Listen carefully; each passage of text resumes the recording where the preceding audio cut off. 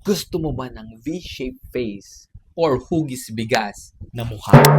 You can try Jotox. Ano ba yung Jotox? Jotox is Botox doon sa muscle na nasa jaw, which is yung masseter. Ito. Yung masseter yung nagkakos ng pagmuya natin ng bibig. Ngayon, pag inject natin yan ng Botox, hihina yung muscle na yun. Pag humina yung muscle na yun, magpo-form siya ng V-shape. Yun yung aesthetic and cosmetic result nun. Now, bukod dun sa benefit na yun, meron din siyang mga medical indications.